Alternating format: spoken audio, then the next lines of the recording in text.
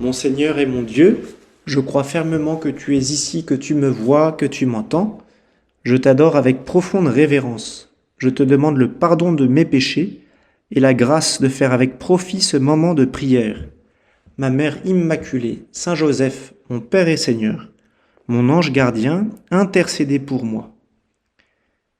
Quand j'étais en première année de séminaire, on nous a proposé de faire un pèlerinage Providence. Alors, qu'est-ce qu'un pèlerinage Providence ? C'est un pèlerinage où l'on se rend deux par deux vers un sanctuaire pendant plusieurs jours en marchant, mais aussi sans argent et en demandant l'hospitalité aux personnes qui voudraient bien nous accueillir. Donc l'idée derrière ce pèlerinage Providence, c'était de faire l'expérience que Dieu prend soin de nous, que tu prends soin de nous, Seigneur, et en même temps que tu nous conduis vers des personnes pour pouvoir leur parler de toi, pour pouvoir leur parler du Christ. Et c'était très beau de voir que c'était vraiment l'évangile qui s'accomplissait. Alors il y avait toujours une maison qui nous refusait, donc on passait et on secouait la poussière de nos pieds, une deuxième maison qui nous fermait les portes, et enfin une maison qui nous accueillait vraiment comme les disciples qui ont été accueillis, comme nous le lisons dans l'évangile d'aujourd'hui.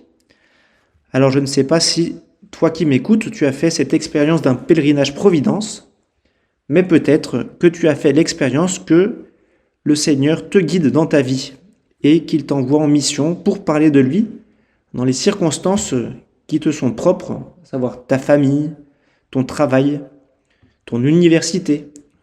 Peut-être que c'est aussi ton usine, ton atelier. Et cela parce que tu es baptisé, parce que tu es confirmé, parce que tu as reçu le même mandat que les apôtres, à savoir d'annoncer l'évangile à toutes les nations. Et Seigneur, pour t'annoncer, aujourd'hui, tu nous demandes d'abord de prier. Prier le maître de la moisson d'envoyer des ouvriers pour sa moisson. Un grand saint français, le curé d'Ars, Saint Jean-Marie Vianney, pour parler de la prière, aimait prendre l'image d'une éponge pour parler du lien entre la vie de prière et l'apostolat. Quand tu plonges une éponge dans l'eau, quand elle ressort de l'eau, elle déborde d'eau. Eh bien c'est pareil pour la prière. Quand je plonge mon cœur dans un temps de prière dans la journée, Dieu me remplit de son amour et je peux ensuite déborder de l'amour de Dieu autour de moi. Seigneur, si je veux parler de toi aujourd'hui, aux amis que je vais rencontrer, à mes collègues de travail, eh bien je dois d'abord me plonger dans l'amour de ton cœur. Et c'est ce que j'essaye de faire en ce moment, à travers la méditation de ces 10 minutes. Je veux plonger mon cœur dans le tien. Je veux plonger mon cœur dans ton amour. Je veux me laisser remplir de toi. Et Seigneur, durant ces 10 minutes, eh bien je veux te confier aujourd'hui toutes les personnes que je vais rencontrer. Parce que je sais que de ces 10 minutes va dépendre la fécondité de mon apostolat. De ces 10 minutes va dépendre ma manière de parler de toi aujourd'hui. Alors j'ai un défi que je te lance, toi qui m'écoutes, c'est, durant ces 10 minutes, eh bien, de ne pas lire les messages que tu vas recevoir sur ton portable et de faire abstraction des notifications. Ça peut être un combat, parce que évidemment, c'est souvent au moment où je décide de prier que on reçoit des messages qui sont peut-être très urgents et on attend de nous une réponse très urgente. Mais me plonger dans le cœur de Dieu pour ensuite vivre en sa présence toute la journée ou répondre à ce message qui finalement, au bout du compte, peut bien attendre 10 minutes. Seigneur, le second conseil que tu donnes à tes apôtres aujourd'hui, et que tu me donnes donc, c'est de communiquer la paix. S'il y a un ami de la paix, votre paix ira reposer sur lui. Sinon, elle reviendra sur vous. Alors aujourd'hui, Seigneur, quelles sont les personnes chez qui je vais demeurer? Ces personnes qui vont m'accueillir pour que je leur communique ta paix. Dans cette maison où tu m'invites à demeurer, c'est peut-être la maison intérieure des personnes que tu vas mettre sur ma route. C'est peut-être ce collègue de travail, ami que je vais rencontrer, ou peut-être ce passant, ou ce conducteur de bus à qui je vais peut-être adresser la parole aujourd'hui. Une de mes paroissiennes me témoignait qu'un jour, au travail, une de ses collègues de travail lui a demandé quelle était la source de sa joie, parce que la voyait toujours joyeuse, toujours souriante, toujours avenante. Et donc c'est très naturellement qu'elle a pu lui parler du Christ, qu'elle a pu lui ouvrir son cœur. Et peut-être que cette expérience t'est arrivée aussi, quand tu es en présence de Dieu, quand tu as bien prié le matin, quand tu t'appliques, quand tu travailles, quand tu t'intéresses aux personnes qui t'entourent, bien peu à peu, ces personnes s'ouvrent à toi et se confient à toi. Et tu peux naturellement leur parler du Seigneur, que tu peux naturellement leur parler du trésor de ton cœur, à savoir Jésus.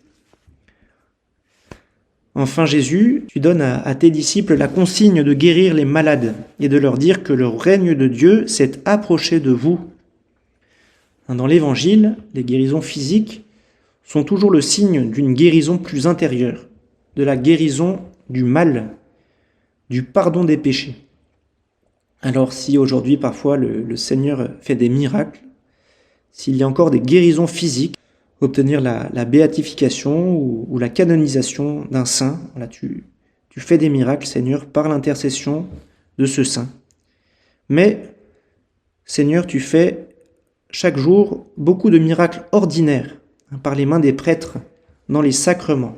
Le sacrement du baptême, le sacrement de réconciliation, le sacrement des malades. Et Seigneur, aujourd'hui, je veux rendre grâce pour toutes les fois où j'ai fait l'expérience de cette guérison intérieure que tu m'as donnée. À chaque fois que je me suis confessé, fois où j'ai reçu le pardon, où j'ai reçu la paix et la joie par le sacrement de réconciliation. Et peut-être que toi aussi, tu as fait l'expérience que Dieu t'a guéri plusieurs fois dans ton âme. Il t'a guéri de telle addiction, de tel égoïsme.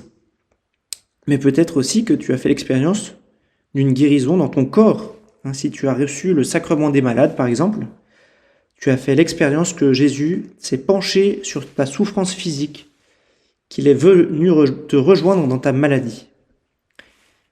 Et si le Seigneur a fait cette grâce pour toi, bien pourquoi ne la ferait-il pas pour les autres ? Pourquoi ne pas témoigner simplement de cette grâce auprès de tes amis, pour leur donner envie d'aller se confesser, pour leur donner envie d'être guéris par Jésus, d'être réconciliés avec Dieu, de recevoir sa paix. Peut-être que tu as entendu parler dans les journaux de l'afflux des catéchumènes l'an dernier dans les paroisses, de ces demandes de baptême d'adultes qui toquent jour après jour les portes de l'église en nombre. Moi, j'en suis témoin dans ma paroisse du nord de Paris, en banlieue parisienne, où quasiment chaque semaine, après les messes du dimanche, nous avons des demandes de baptême d'adultes. Et c'est magnifique de voir que les nouveaux baptisés n'hésitent pas à parler de la joie d'avoir rencontré le Christ auprès de leurs amis et de les voir conduire leurs amis au baptême. Alors Seigneur, à qui vas-tu m'envoyer aujourd'hui ? À quelle personne je vais pouvoir parler de toi ? Au terme de cette prière, nous pouvons nous confier à la Vierge Marie en ce mois du rosaire. Marie, ma mère, ta mère, toi qui nous conduis toujours à ton Fils, je veux prier le chapelet en ce mois du rosaire pour chaque personne que je croise sur ma route, pour que tu puisses les conduire toujours plus à ton Fils. Je te remercie, mon Dieu, des bonnes résolutions, des actes d'amour et des inspirations que tu m'as communiquées dans cette méditation. Je te demande de les mettre en pratique, Marie, ma mère immaculée, Saint Joseph, mon Père et Seigneur, mon ange gardien, intercédez pour moi.